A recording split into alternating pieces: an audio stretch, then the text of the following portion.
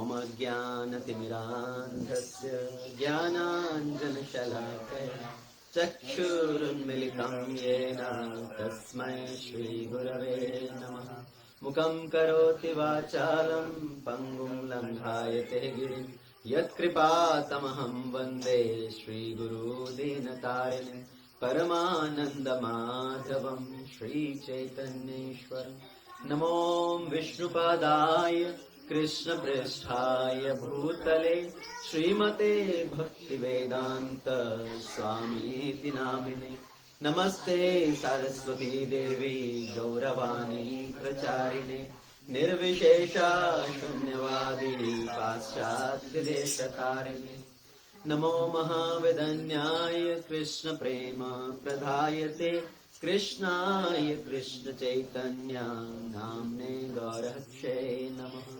Panchatattvatmakam Krishnam Bhaktarupa Swarupakam Bhaktavataram Bhaktakyam Namami Bhaktashaktikam He Krishna Karuna Sindhu Dinabandhu Jagatpate Gopesha Gopika Kanta Radha Kanta Namostute Tapta Kanchana Gaurangi Radhe Vrindavaneshwari Vrishabhanu Sute Devi Pranamami Hari Priye Vanchah Kalpatarubhyascha Kripa Sindhubhyaeva cha Patitanam Pavanebhyo Vaishnavebhyo Namo Namah Jai Shri Krishna Chaitanya Prabhu Nityananda Shri Advaita Radha Shivasadi Gaura Bhakta Vrinda Hare Krishna Krishna Krishna Hare Hare Hare Ram Ram Ram Hare Hare. Okay.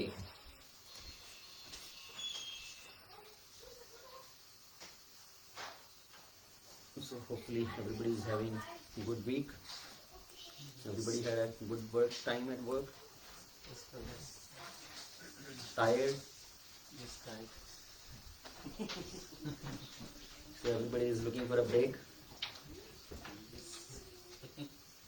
And what is the best way to take a break? Sitting home and relax. Sitting home and relaxing. That's the best way to take a break. Sleeping. Anybody else? What is the best way to take a break? Sleep alone or walk alone. Walk alone. Go out. Watch a movie.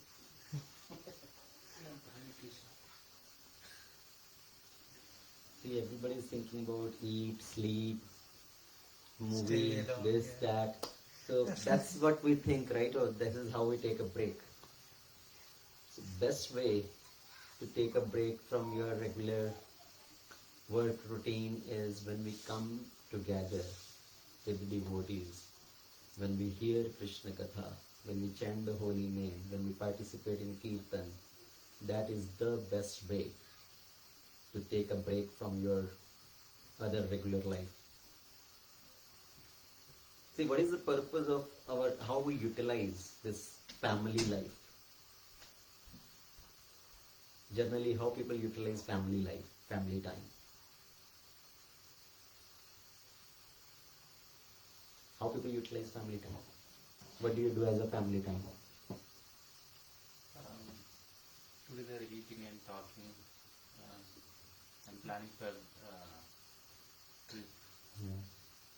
Right, so sitting down together, talking, eating, watching movie together, planning for a vacation trip somewhere.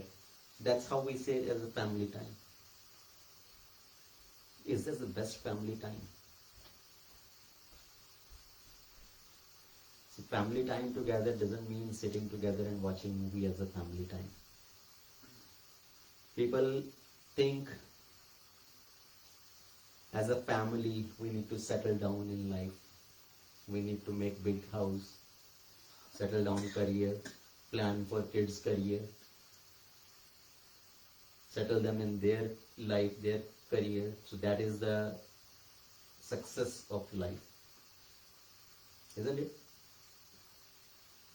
Our parents in India, they think my son has gone to America. His life is successful now. Or somebody is dreaming that my goal of life is my son should go to America, to Canada, to Australia and settle down there. That is the success of life. And when many people, many families, when the child is born, they stamp the child at birth. This child, we are going to make doctor. Second son, stamped, this son we are going to make engineer. Third one, stamped, this son we are going to make a CA. So they stamp the child. As soon as the child is born, people start dreaming, start planning what we are going to make. If there is a family with doctors, husband is doctor, wife is doctor, they have their own private clinic, and they have a son or a daughter, they think we need to make our son as a doctor who's going to take care of this clinic further. So success of our family life is if our son becomes a doctor. So everybody is thinking in these terms, how to make life as a success. But what is the real success of life actually? So first of all, understanding the real purpose of life. Yes, we can make big in life. You can make millions of dollars, you can make big house. What next? What after that?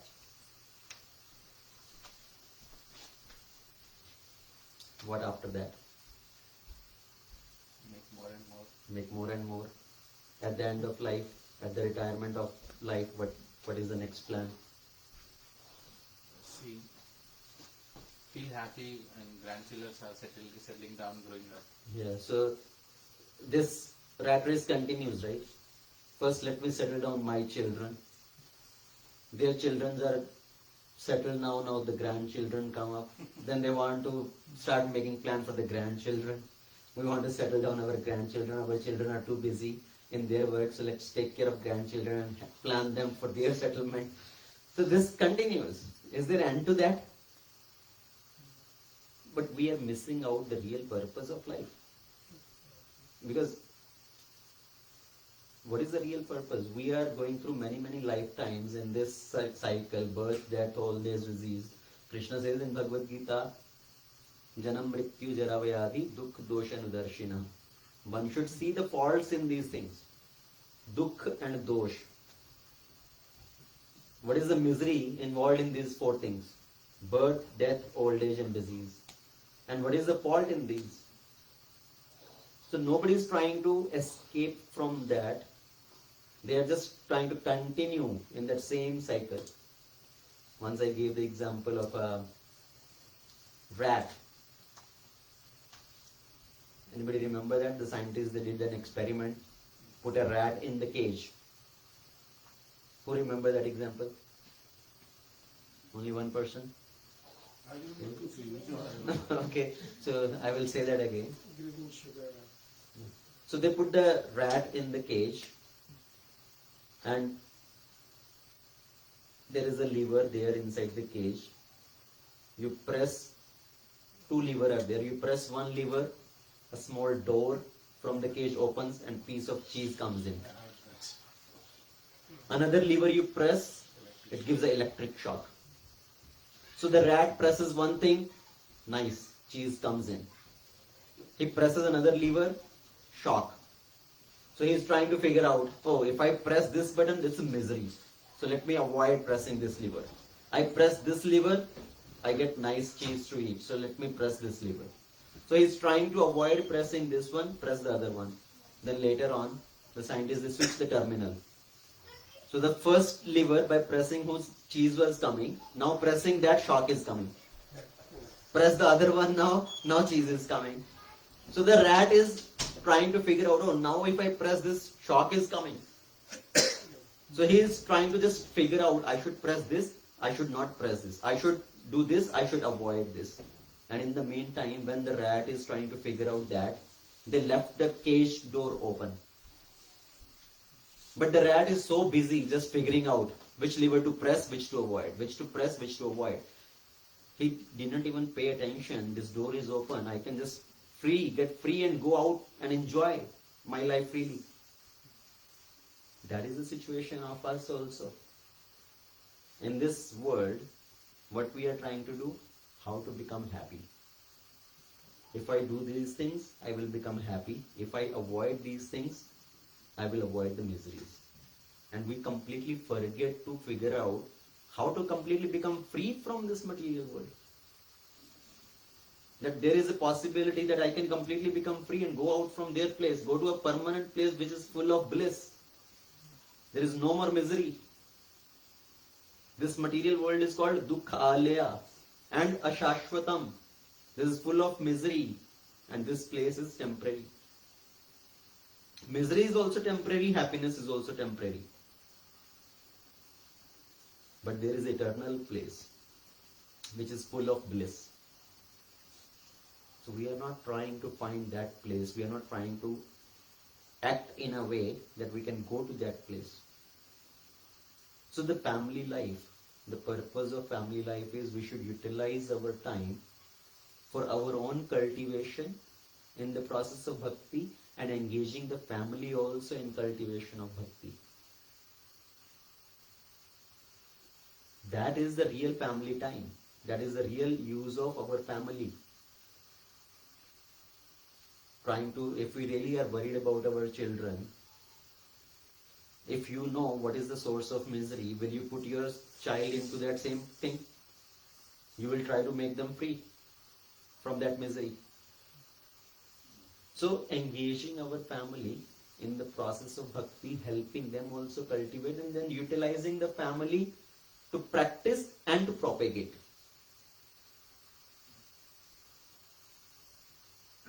So whatever facilities we have got a house, using that for this purpose. We have got some other facilities, using that in this service. It's not that somebody has a big house, somebody has a big car, somebody has a green card or citizenship, only they can do this. Oh, I'm still trying to settle down, I'm still struggling. We all came from same boat, and we all came from same place. It's not that we have to wait to get to certain stage and then we act on this. It has to go parallelly. It has to go continuously. Another example I have mentioned earlier is if you go to a beach. There are so many waves coming. And the person is just standing on the beach shore. You ask him, why you came here? Why I came here to take bath. Why are you not entering in the water? I'm waiting for these waves to settle down. Is that ever going to happen? So same way in this life, if we are waiting for all our problems to subside first, all our problems to get solved first, and then we think, oh, then I will do some spiritual activity, then I will engage myself in service of Krishna. That's never going to happen, because these things, something or other will always remain. Padam padam yada vipadam. Sometimes it's a body problem, sometimes it's job problem, sometimes it's family problem, sometimes it's weather problem. All these problems will remain, one after another. So please do not wait for the best time for to come. We have to engage in spiritual activity. And bhakti is not that one day you wake up and you think, oh, today I feel like I'm ready for bhakti. It's cultivation. Bhakti is cultivation.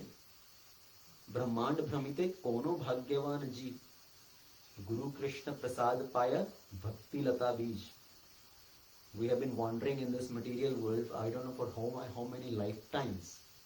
And now with the mercy of Krishna, with the mercy of Guru, we have got that seed of bhakti. When you get a seed, what do? Plant. You cultivate the tree. You cultivate the plant. The farmer, this word cultivation is used generally in the farming also. Isn't it? So when the person is doing farming, what do we say? You're cultivating the land. Cultivating the land.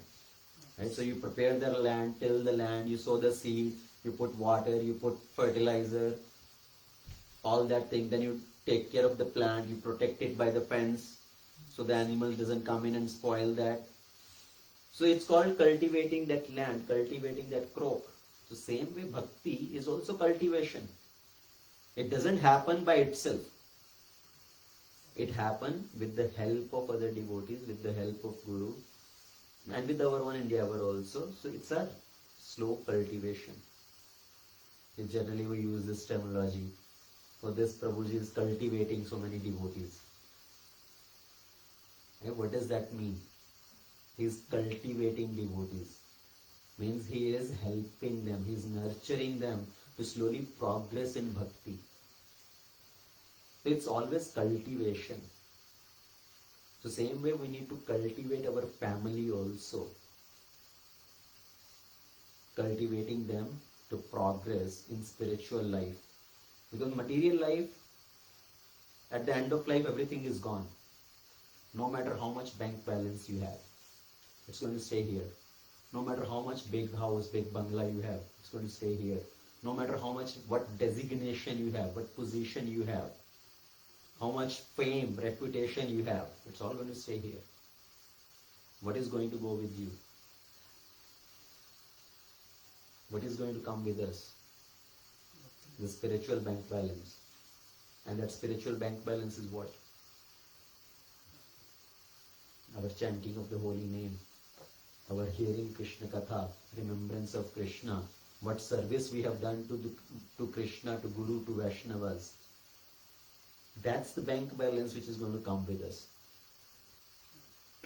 So we need to prepare ourselves to progress in spiritual life. Now, what is really bhakti? People have many times the wrong idea, misunderstanding of what bhakti is. Sometimes people just sitting, doing some meditation, sitting quietly, like people do in vipassana. Right? Somebody has heard the term vipassana? Right? People go for vipassana camp. 1 week, 2 weeks, you are put into a room with so many other people sitting, everybody quiet, no speaking, monabrata, just sitting there. So sometimes people think that is bhakti. Having a monabrata or just some silent meditation. Is that really bhakti?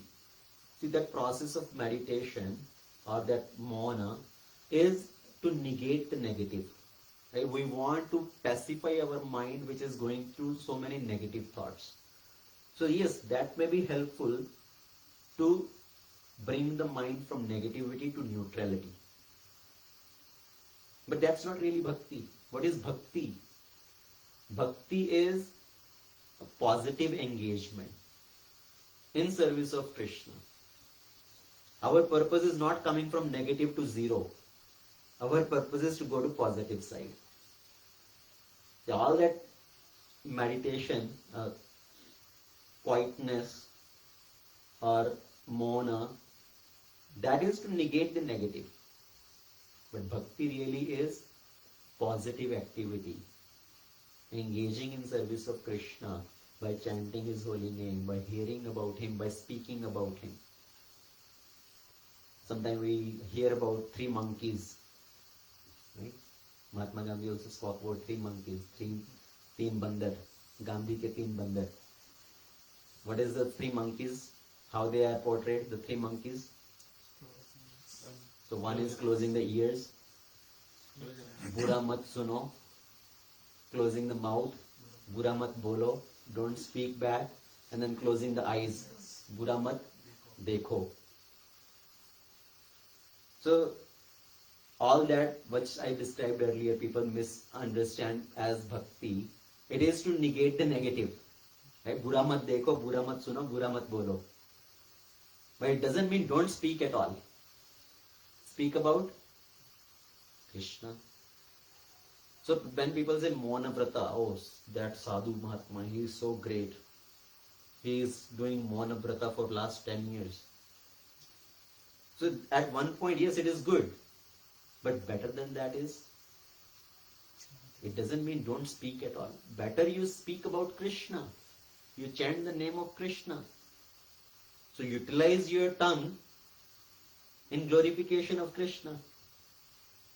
Hear about Krishna, right? We say Bura mat suno. So that's okay. We don't want to hear something bad, but then hear positive. Hear about Krishna. We don't want to see bad. We don't want to see any nudity and all those nonsense things. But then see the form of Krishna, beautiful form of Krishna. So bhakti is positive engagement. And the process of bhakti is Shravanam, Kirtanam, Vishnu Smaranam, Padasevanam, Archanam, Vandanam, Dasyam, Sakhyamatma Nivedanam. I don't know how many times we have quoted this verse.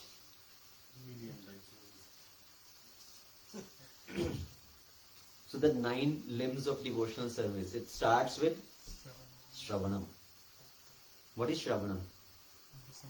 Listening, hearing about Krishna.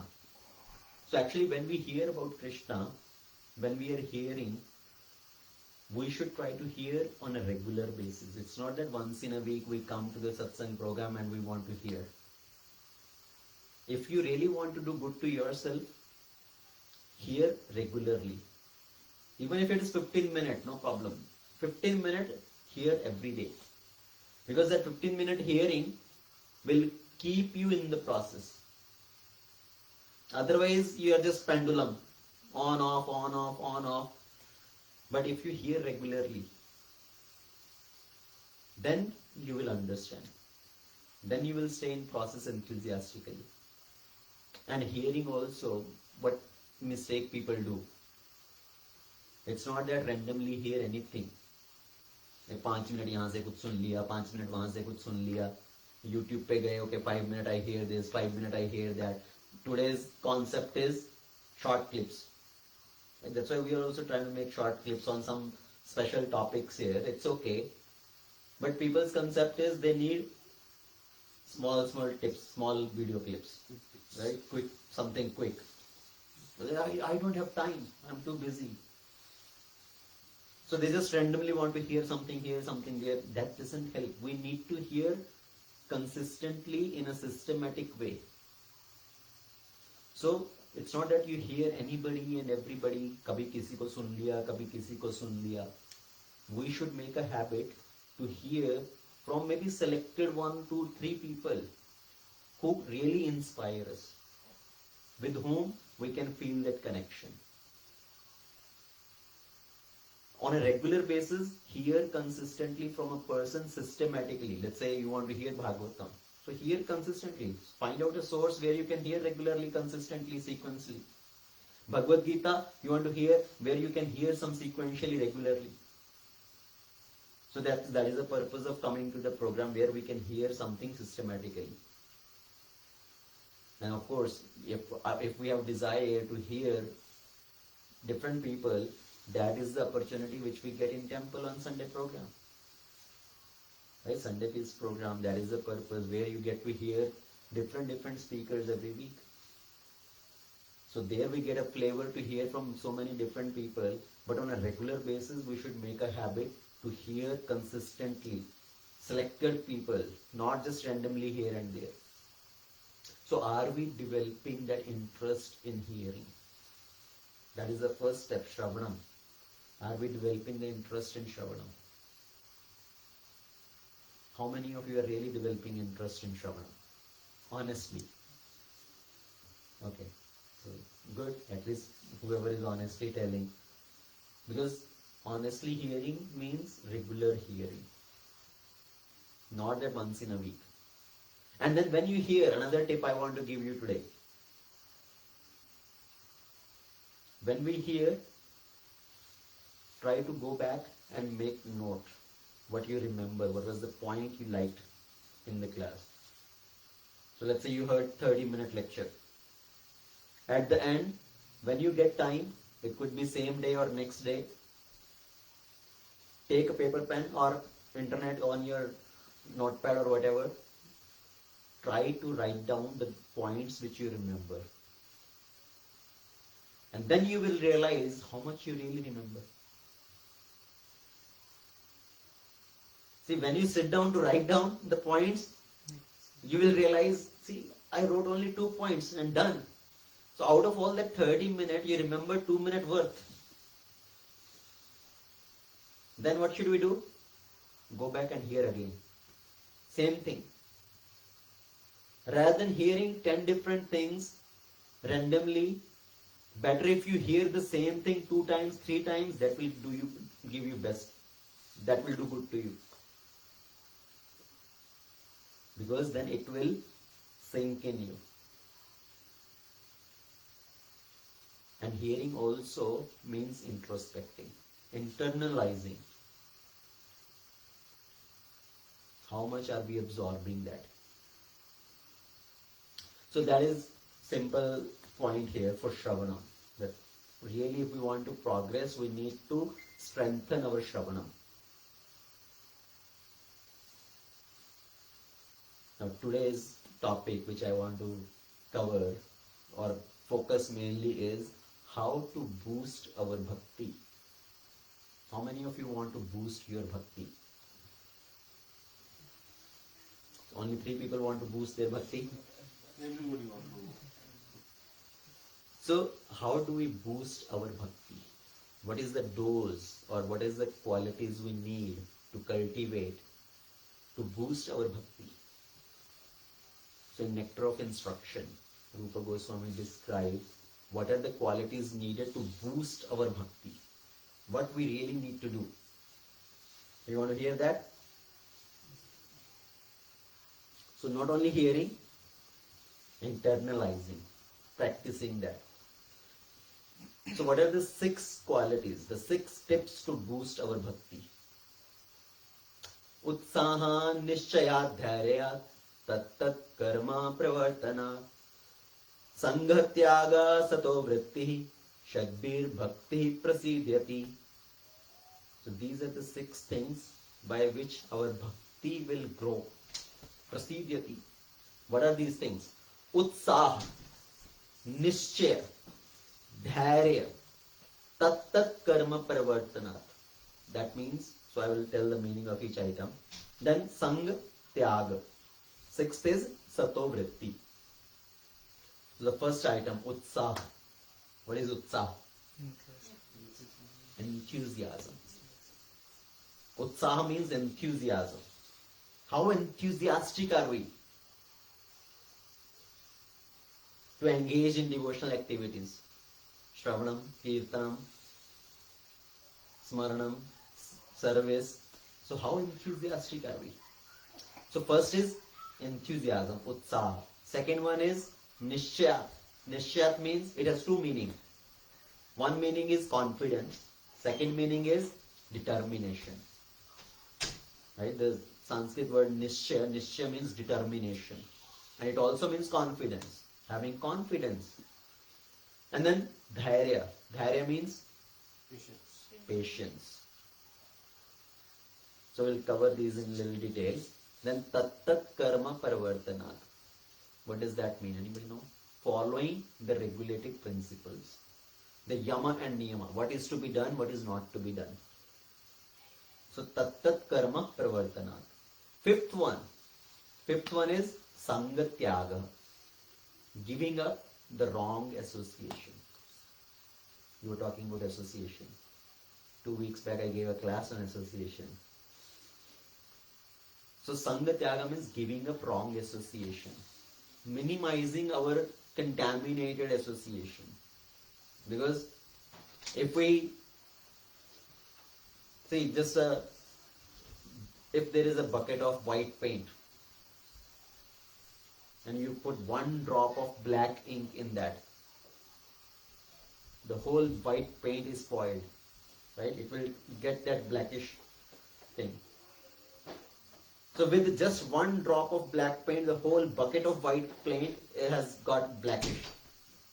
Now to make that bucket again pure white, how much white paint you have to add in that? It will be gallons of white paint. Again, you have to add in that to make it white. So that is the power of association. Our wrong association, what contamination we are getting from that. All week, if you are engaging in all wrong association and coming one day, 1 hour to the satsang program, it will not be enough to remove all that contamination.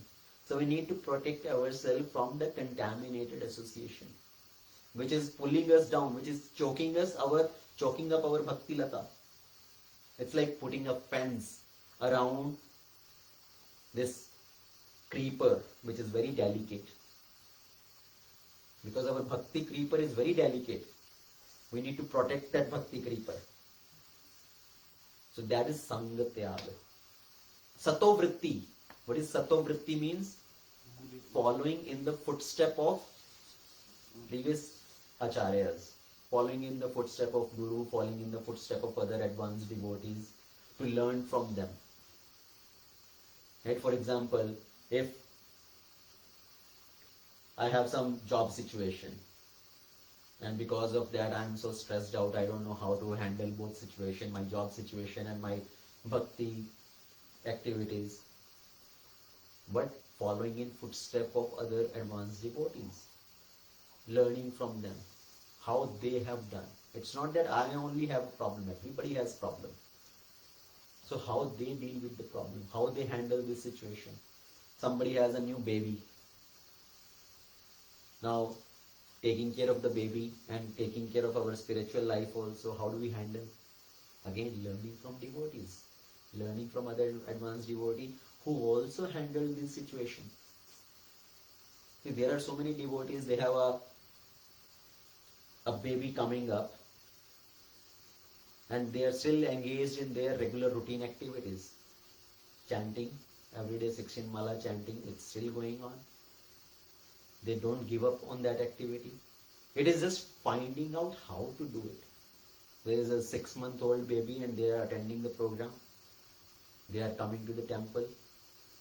So how are they doing it? Because by being in the association, we learn.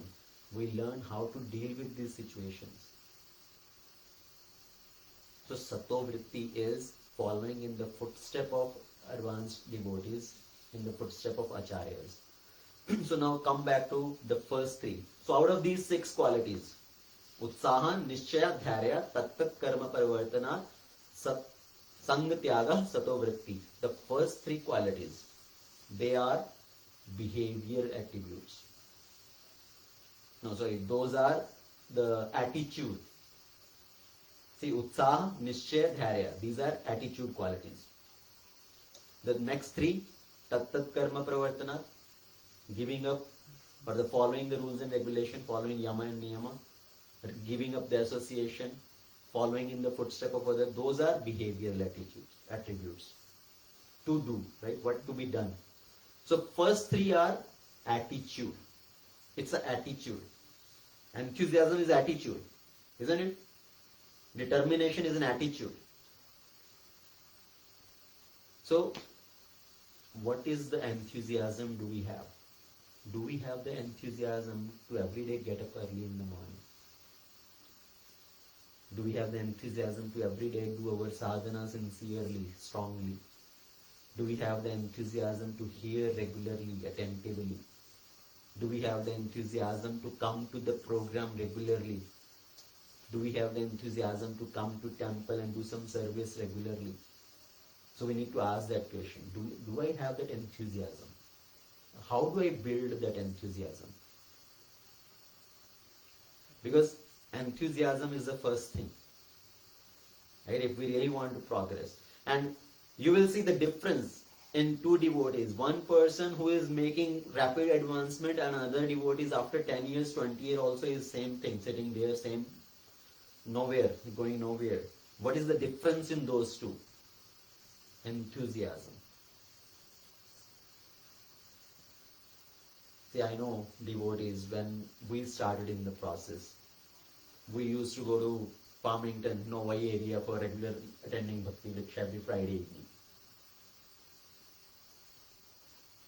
And I know devotee at that time with whom we were associating, there was so much enthusiasm that people will wait for Friday evening. That when will be Friday evening? When will be the satsang program, that Bhakti Vriksha program? So we are eagerly looking forward to that. That is enthusiasm. Or are we thinking, oh my God, again Friday. Again, now there will be invitation for Bhakti Vriksha program. I have to go show my face. If I don't go, Prabhuji is going to ask me why you did not come. So, are we having that feeling, or are we eagerly waiting for that, looking forward for that? See, are we waiting for somebody to give us a pull every time, a reminder every time, a personal invitation every time? Or are we looking forward to it? So that is the difference. Somebody who is looking forward to it, you will see he will make rapid progress, very fast progress. But if somebody is doing it as a burden, he will be nowhere. Same thing, same way, same sitting there. And may not be even there after a few weeks, few months. And then same thing is, are we enthusiastic to take up service? Yeah, I know when we were in the beginning, there all used to be, nowadays very less programs happening actually. Earlier there was too many programs happening. Many senior devotees will come, sannyasis will come, we will have big gatherings, with 100 people gathering. Last 3-4 years I am seeing very less programs happening at a big level. Pandemic is it? No, pandemic is 2 years, but before that also I am seeing very reduced here, especially in this area. Not much outside visitors. So we used to have like big programs, 100 people, 150 people. And there is so much enthusiasm to serve others, to cook for others. Right? We will assign, okay, we need 4 trays of dal or this, or 4 trays of rice and all. And people are ready to make, devotees are ready to take up that service for making big tray, 50 people quantity. So that is enthusiasm to serve other devotees also. If there is no enthusiasm to serve, there is no enthusiasm to personally practice, progress is very difficult. See, now even for Bhakti Vriksha 10 people, it becomes so much difficult for managing prasadam. Right? Because there is no enthusiasm. So enthusiasm is the first key. Then second is nishchaya, determination. Determination means we want to do it week after week after week. I have that determination. In this world, we show so much determination in our material activities. So just before, during Prasadam, we were talking. Determination we show for our work. No matter what the weather condition is, you will go to your work. If it's raining, right, it's pouring down, it's snowing, it's a heavy windstorm, you're still ready to go. Unless your company sends out message that, okay, today you can work from home. Otherwise, you're ready to go. Will you give that excuse to your boss? Oh, today so much rain is happening, snow is happening. That's okay, today I will take a break. It's okay. No big deal. Will you say that? But we take that liberty with Krishna. Right? Krishna will understand. Krishna will not mind, okay, one day I did not come. So determination means we want to do it week after week. Are we determined to get up early in the morning every day to do our sadhana? So utsah and determination, enthusiasm and determination, they both go hand in hand. Both are needed to progress in bhakti. In the material world also, if somebody wants to become successful, they need determination. Yes or no? If you want to progress in your career, you need to work determined. You need to show the determination. If you are just hanging around, then you will be hanging around only. Right? Nobody cares for you then. Oh, this guy is just like that. He doesn't care. He is not sincere about his own career. So your boss, your mentor can give you guidance, but as long as you are also enthusiastic, you take charge of your own career, only then they can guide you.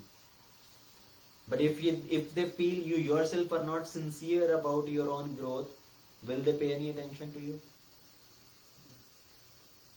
See, even for a sports person, if they want to become successful in sport also, they need to show so much determination. Like getting up early in the morning, going to the field for practice. You take any successful sports person, any sports, any successful player, what is one common quality you will see? What is one common quality? Consistency, determination, practice. Right? 5 o'clock they are there in the field to practice. Any singer, somebody need to practice on harmonium or any other musical instrument, it takes determination. Yes. Right? They have to do riyaz so many hours every day. If somebody is a vocal singer, they have to practice so many hours every day singing. Any movie star, they need determination. If they want to be on the screen, they have to look fit. And they have so many restrictions. You cannot eat this, you cannot eat that. If somebody is a singer, they have restriction, or you cannot eat cold or too hot. It will spoil your voice. So there are rules and regulation everywhere, yamas and niyama, that you have to do this, you don't do this. Any field. So if it is true for any material field also, is it not true for spiritual life? If we want to progress in spiritual life, if we really are sincere about our spiritual progress, then we need to show this enthusiasm and determination in our spiritual activities also, in our regular sadhana also. So being enthusiastic to get up every morning.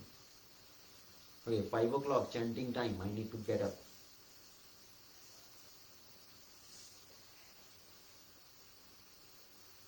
Today, satsang program, I need to be there on time. So that is enthusiasm. All these things show actually how much is our sincerity, how much is our enthusiasm. There is a very beautiful story actually Prabhupada quotes. Once there was a sparrow. You may have heard that or read that story in one of the purports by Srila Prabhupada. So once there was a sparrow, she had laid eggs on the ocean side. And the waves of ocean came and they just took those eggs. So the ocean swallowed those eggs. And this sparrow came back and saw her eggs are gone. And the ocean the water had taken the eggs. And she is challenging the ocean, return my eggs right now. The ocean is not paying any attention. Sparrow, small bird, what can you do? I'm not going to return your eggs. Sparrow said, return my eggs, otherwise I will dry you up. The ocean laughed, you will dry me up? I am a giant ocean. And the sparrow said, I will dry you up, I will pick up the water in my small beak and I will throw the water outside, I will dry you up. Now, is that a sensible challenge for a sparrow to the ocean? I will say, what kind of challenge is that? Sparrow is just a small bird, how can she dry up the ocean? But the sparrow was very determined. She started picking up few drops of water in her small beak and go out and throw it on the outside, on the beach. Again she will come back, takes few drops, go out and throw it out. Can sparrow really dry up ocean like that? But she was very determined. And the news went to Garuda. Now Garuda, who is Garuda? Carrier of Lord Vishnu. And Garuda is giant. So Garuda heard this and he got compassion on the little bird, sparrow, sister sparrow. And Garuda said, I am going to help this sparrow. I will take her task on me. I will dry up the ocean. Now when ocean heard this, that Garuda is going to do this, ocean had become very afraid. So ocean came out. Varuna Dev came out and asked forgiveness and returned the eggs to the sparrow. Now, what do we learn from this story? If we determine, then surroundings also, God will help some way. So, if we show our determination, then we will receive the mercy of the Lord. So, people say, right, work hard, but God help those who help themselves. People say this statement. What is the meaning of that statement? What does this statement really say actually? God help those who help themselves. People misinterpret this statement or misunderstand this statement. They emphasize on our personal endeavor. That, oh, you work hard, then you can achieve. But here in this statement, real emphasis is on God's mercy. That God help those who help themselves. You first show your determination and then you will receive mercy. So in this whole story, this sparrow, we are the sparrow. This ocean, what does ocean represent? Ocean is illusion or maya. Or we can say ocean is our conditioning also. And deep down in the ocean, those eggs are there. What is that? That is our bhakti. So our bhakti, because of our conditioning or because of all these outside temptations, our bhakti, the Maya Devi is ready to swallow our bhakti. But if we become determined, no, I want to engage in spiritual activity, I need to progress in bhakti, then we receive the mercy. Garuda represents Guru. Garuda represents mercy of Krishna. Garuda represents the advanced devotee who help us to progress in bhakti. So otherwise, there are so many temptations. There is so much of this material illusions are there which are trying to drag us in so many different things. Agree or not? So all these which earlier we talked about, right? There could be health problem, there could be work problem, there could be family problem, there could be visa problem, it could be anything. But Krishna is really looking for, are we serious or not? If we are serious, then Krishna gives all the help required. So, but first we need to become serious. So how many of us are really serious to progress in bhakti? Or we are taking it as just some feel good, some fun time activity. Oh, it feels good once in a while we go and do some spiritual religious things. It feels good. I feel at peace. I think Rajiv Babu is very serious. You are not serious? Okay, so what are the 6 points we talked about? The first 3 are the attitude attributes. Utsah, Nishchay, Dharya. Dharya, patience. Patience is also very important. Right? It's different, right? Dharya means That is not belief, I think. Courage. No, Dharya. Dharya means patience. Dharya means patience. In Tamil, Dhairya is different. courage. It's In courage. Telugu also. Oh, Courage. Yeah. So, Dharya means patience. What does patience really mean in spiritual practice, spiritual activity? See, we want to progress in bhakti, but sometimes we become too much impatient. Oh, I've been chanting for 6 months, 1 year. I don't see much difference. I don't see much change. When I'm going to see that, feel that ecstasy? So you become impatient. We need to continue with patience. Because our conditioning is so strong, our conditioning is so deep, it's going to take some time to break away from that conditioning.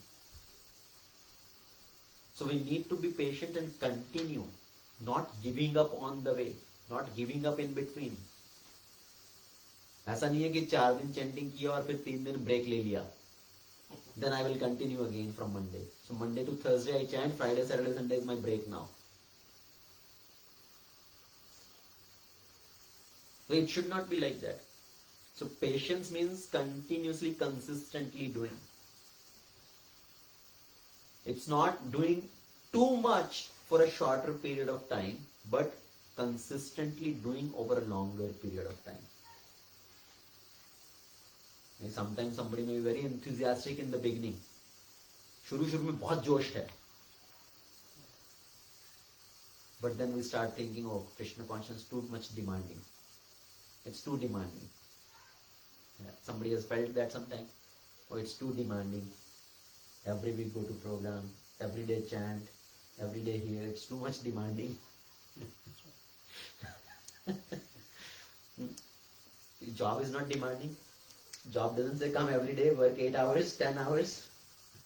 Family is not demanding that you need to spend time with us every week, every day. You need to go to store and bring the stuff. So everything is demanding. What is not demanding in this world? But we think spiritual life is demanding. And that is the necessity of life for us to sustain or to survive through all other problems, all other situations. So it's our conditioning which makes us feel that way. Because people will tell in the outside world, hey, why this week take a break, let's go on a trip, go on a vacation. Well, we are not saying, I'm not saying don't go on a vacation sometime. Once in a while, spending a little time with family, go on a vacation, okay. But that should not become as a regular activity. Every other week we are taking a break, going on a vacation. So, dhairya, patience, continuing with patience, not giving up on the way. Now, how many of us really want to become great devotees? You want to hear what is great devotee?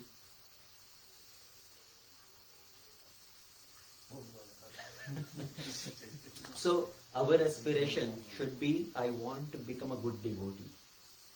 I want to become a good devotee. Why we are not able to chant regularly, or why we are not able to get the taste in chanting? What is the problem? See, it's not that nobody has ever got any taste or nobody has got any sensation when you chant, some trembling of the body. Sometime in kirtan, you may feel that ecstasy.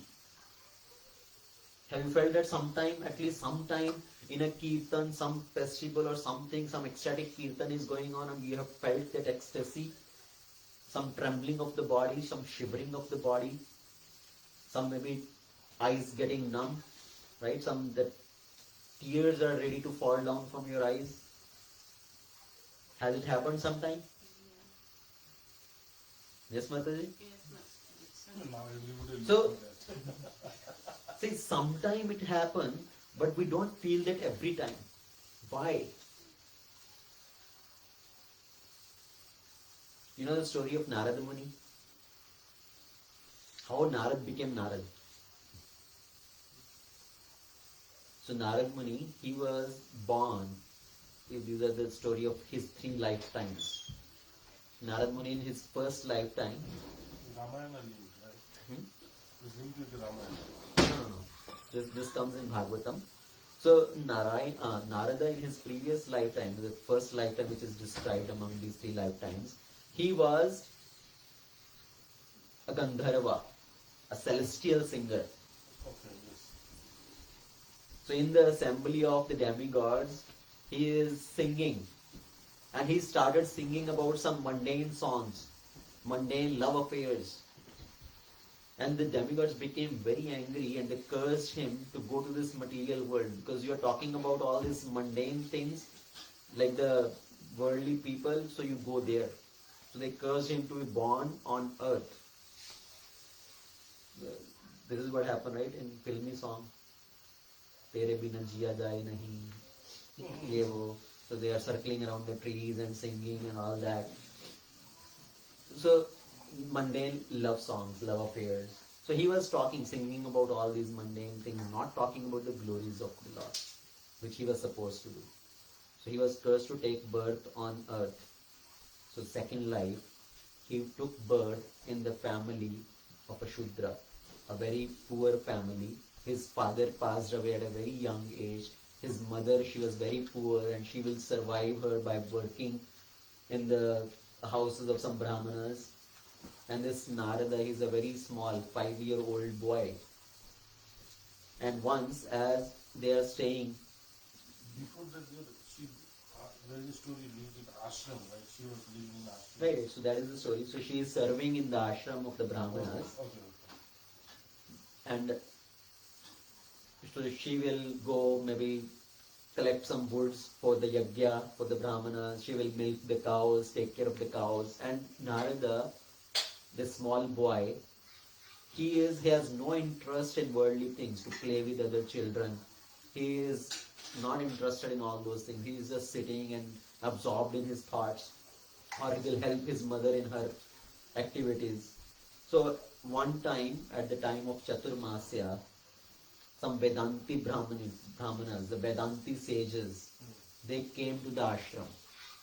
Some great sages, they came. And because it is Chaturmasya, during those 4 months of rainy season, they don't travel. So they stayed there for 4 months in that ashram. And Narada, he used to serve them. This boy, small boy, he used to serve them. He will serve them their meal. After they have taken their meal, he will remove the pattals and throw it away. And some leftover, their remnants, by their permission, he will take their remnants. So the remnants of the sages is called Mahaprasad. So he will take their leftover remnants, he will serve them. So he spent 4 months like that in their service. He became very attached to them, and when they were leaving after the 4 months of rainy season, he wanted to go with them. But the sages said, you are the only son of your mother and she is so attached to you, so you stay here, serve your mother. So he stayed back, and some time later, few days passed by, his mother went to the field to collect some woods, and she was bitten by a snake. And she died. And this boy, small boy, his father is already gone, mother is also now dead. He did not cry. That what happened to me now? Who will take care of me? What did he thought? What is his thought? This is mercy of Krishna. He has freed me from all the bondages.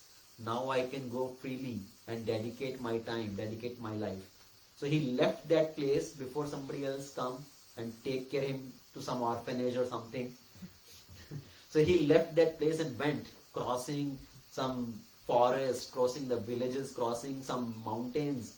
He went, came to one place, he sat down under a tree and he started chanting the holy name. Those Vedantists, those Brahmanas, they had given him, before leaving, they have given him the mantra. You chant this mantra always. Om Namo Bhagavate Vasudevaya. So he sat down under a tree and he started chanting that mantra. As he's just chanting that mantra, he's feeling that ecstasy. The tears roll down from his cheek. His body is trembling. And he saw the vision of the Lord in his heart. The Lord appeared like in front of him, gave him darshan. Seeing the Lord, he is so mesmerized. But after a moment, that vision disappeared. Now this boy, he was seeing the Lord. He was very happy, that beautiful form of the Lord. And he's thinking, see, I was chanting this mantra and I was able to see the Lord. So I know the process. I know the trick, how to see the Lord now. So I will chant again and I will see the Lord again. So he sat down again and he started trying to focus. He is chanting that mantra, but he is not seeing the Lord. He is not able to get that vision again. He is trying again and again. Why I am not seeing the Lord again?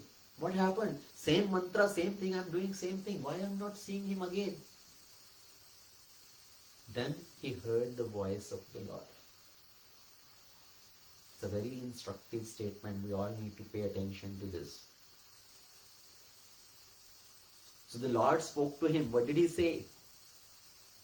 That right now, once you saw my darshan, but you will not be able to see me again in this lifetime, face to face. Why?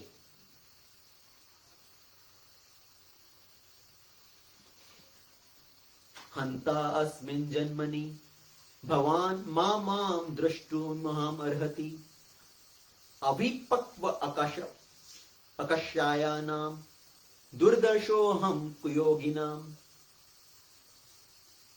So, avipakva akashayanam. No, avipakva kashayanam durdashoham kuyoginam. So what is Lord saying? You will not be able to see me in this lifetime. Those who are incomplete in service, kuyoginam, who are incomplete in their service, and who are immature, not completely free from all material trains. Avipakvakashayanam. So two things mentioned here. What are these two things? Kuyoginam, incomplete in service, and avipakvakushayanam, immature, means your material contamination has not gone completely. So somebody with these two attributes, you are not able to see me in this lifetime. So was Narada really incomplete in his service? He served those Vedanti Brahmana sages so nicely, always in their service, taking their remnants. So he was not incomplete in his service. And was he not purified? He was chanting the mantra, he had purified himself, that's why he was able to see the Lord first time. But then why these qualities are defined here? This is for all of us to understand. If we are not purified ourselves enough, then we are not able to see that Lord, we are not able to feel that ecstasy in chanting. But one time, why did Narada also got one time that ecstasy? To increase his attachment to the Lord, to increase his taste, or to strengthen his bhakti lata. Because his bhakti lata, Lord thought it's komal right now, and it need to be strengthened. His love need to be, जैसे बोलते हैं ना, अभी कोमल है. That's why the word used is avipakva. अभी कच्चा है. पक्का, पक्वा. अभिपक्वा means अभी कच्चा है. So नारद, अभी तुम कच्चे हो. अभी पूरी तरह से पके नहीं हो. Because your love is soft, it's komal, it's tender. It has not matured enough. But one time Lord gave that sensation, that ecstasy to him, to increase his dependence, to increase his taste. So when we feel sometimes that ecstasy in Kirtan, that is also Lord's mercy, that Lord has given us that ecstasy, so we hanker for that ecstasy more and more. We want to get that taste more and more, so that we engage in that more enthusiastically. That once I got that feeling, I want to get that again. And Kunti Maharani actually speak about why somebody is not able to chant intensely, why we are not getting the taste in chanting. What is that reason? So in Srimad Bhagavatam, 1st canto, 8th chapter, she is talking about so many prayers to the Lord. Right? Kunti Maharani, Kunti Stuti. It is known as Kunti Stuti. So in those prayers, what does Kunti Maharani say? In one verse it says, Janma Aishwarya Shruti Shribhi Redham Manah Madha Puman Neva Hartya Vidhatum Ve Tavam Kinchana Gocharam. So 4 things mentioned. Janma, Aishwarya, Shruti, Shri. Somebody has these 4 things, they become pride. And because of that, they are not able to appreciate you, they are not able to glorify you. You are the property of Akinchana Gocharam, who is completely dependent on you. So Janma, if somebody has a high family lineage, high birth, high parentage, or we can say if somebody has a high position, high power. So Janma, Aishwarya, somebody has a lot of opulences. Shruti, somebody has a lot of beauty. and somebody is very strong, very powerful. So for these people, it is very difficult to surrender unto the Lord or to be dependent on Lord. They are dependent, thinking we are self-sufficient. Right? We are very strong. Everything is happening because of us. We are very beautiful. We are very famous. We have a high family lineage. So they become pride of these things, and because of that, they are not able to fully surrender unto the Lord. So why we are not able to chant properly? Because of these things. Because we are thinking too much of our own things. We are thinking too much of our own pain. We are thinking too much of our own strength. That on my strength I can do this, I can solve this problem, I need to solve this problem. So that's why our mind keep going in these things. On our own things. So we are not able to chant properly. Because of these things we are not able to take full shelter of Krishna. And Krishna is looking for our undivided attention. Ekam, mam ekam. He said, only unto me. Ananya, that's why it's called Ananya. Ananya means no anya, na anya. There is no other shelter. Only one single pointed shelter. But we have, our problem is we have taken shelter of too many different things. We have so many back doors open. If this doesn't work out, I have a plan B. If plan B doesn't work out, I have plan C. I don't know how many plans we have lined up back to back. So we have so many different shelters. That's why we are not able to single pointedly surrender unto Krishna. So that is also another reason why we are not able to progress in bhakti, because we have too many divided attention. Our attention is divided into so many different things. Why I should focus only on this path or this program or this organization? There are so many other things. I need to explore this also. I need to explore this also. Today I will go to ISKCON temple. Next week I will go to this Hindu temple. Next week I will go to this other temple.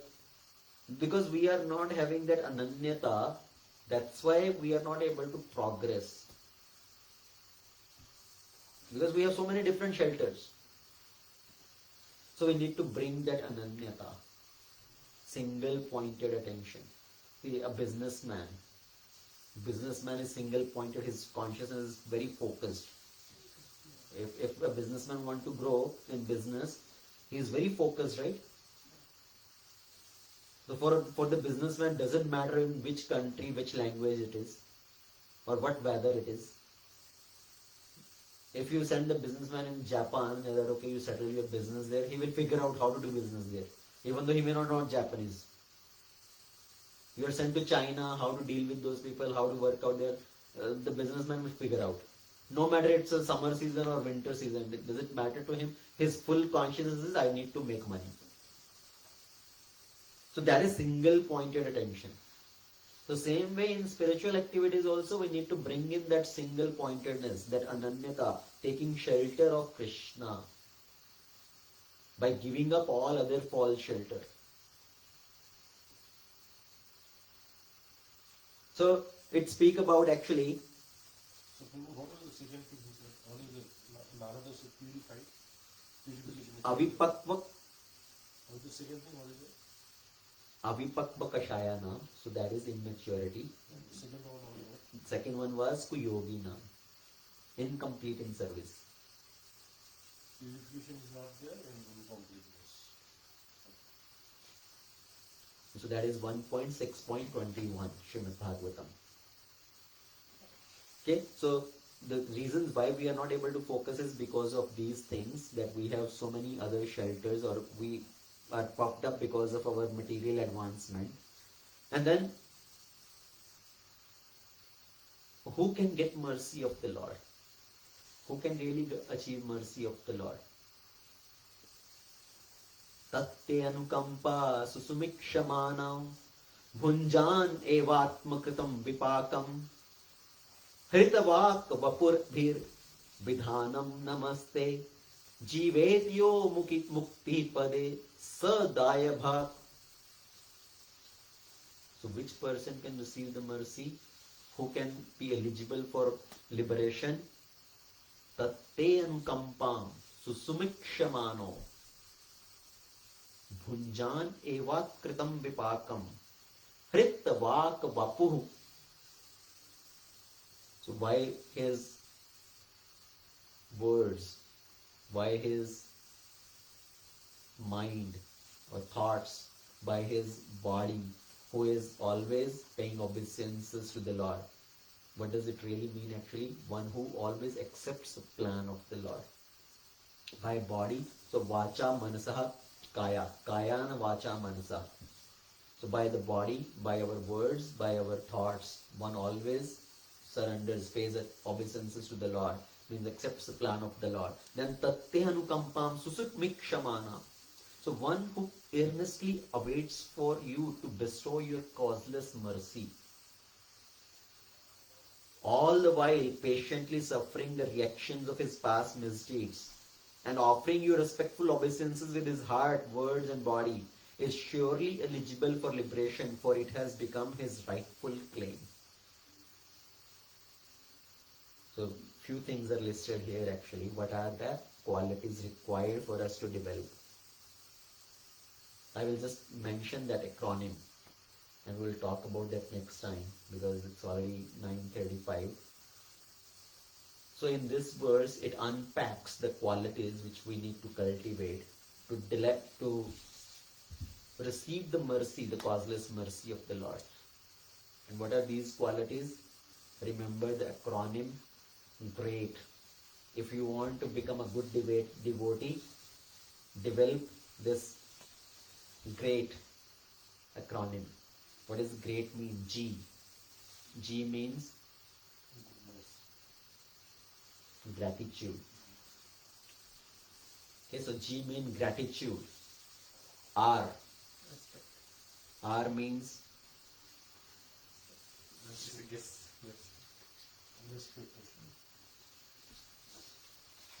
repentance. So G is gratitude. Tatte anukampa. Right? That was the first word in this shloka. Tatte anukampa. Anupama means Anukampa. Daya. daya. So we need to be showing the gratitude towards the Lord for all what we have been receiving from Him. So being grateful for everything we have got. So G is gratitude. R is repentance. Repentance was bhunjan evatmakritam vipakam. Whatever is happening to me, I am just reaping the result of my own action, my own karma. So repentance. And then GRE. E is expectation. Not expectation from this material world. That I am expecting a promotion, I am expecting good behavior from somebody or something. So not expecting something of this world. Expectation is, when will I be able to see the Lord? When will I be able to receive the mercy of the Lord? Susmikshamano. So always expecting Lord's mercy. Lalasa. So having that, what do you call it? Greediness to receive the mercy of the Lord. Right? वो लालसा होनी चाहिए. Again, that's related to enthusiasm. So, sumikshamano, eagerness or that expectation from the Lord. We can say eagerness also. Eagerness to receive the mercy of the Lord. So, GREA. A means Acceptance. That is very good. yes, acceptance. Acceptance, whatever is happening to me. So agreeing with the plans of the Lord. Accepting the plans of the Lord. So that is Hrittavakavapurabhi Vidhadhanam Namaste. So accepting the plans of the Lord. So there are so many stories we can list down for that. And then T, tolerance. See, To be able to do these four things, gratitude, repentance, eagerness, right? The acceptance of Lord's plan and all that, to agree with Lord's plan. For all this, we need to develop tolerance also. Not giving up, dhairya. who's equipped with dharya, patience. So these are the 5 qualities which are listed in this verse, which we need to understand and practice in our life if we really want to progress in spiritual life. So we will discuss these great next time in more detail. So as I mentioned earlier, when you listen, try to write down the points which you remembered later on. See, writing right now while listening to the class is easy, but it will be more distracting also. While writing, you are focused on writing and you will miss some other things. Right? The train will leave. So better is you write later on whatever you remember. So think about this, what I heard, and then write down some points. And then you see how much you really remember. And then listen again maybe if needed. So we'll stop here. Anybody has any question, comment quickly, 2 minutes? Otherwise we'll stop it here. What's the third life from Narada? Third life is receiving the life of Narada. So after that child, he practiced, that child, right, he grew up, he practiced all his life, and when he gave up the life, he received this body of Narada. And he received a personal gift from the Lord as Veena. Got the blessing that you can travel anywhere in all 3 worlds. So these are the 3 lives. First was Gandharva, second was Dasiputra, third one was as Narada. 3 loka is completely like 14 lokas and Vaikuntha, right? So 14 loka within this material world we call as 14 planetary system, or this is called 3 loka, means the lower planetary system, middle planetary system and upper planetary system. But not just within this material world, he can travel beyond this material world to Vaikuntha also, to the spiritual world also. So he is a transcendental spaceman. Right? He's a transcendental, what do you call it, as a, क्या बोलते हैं, अंतरिक्ष यात्री, astronaut. So he's a transcendental astronaut. No visa, no artificial. Yeah, he doesn't need a visa, doesn't need a plane ticket. Okay, anything else? No way. So make it a family affair, not an individual affair. It may take some time, that's okay, but don't extend it for the lifetime.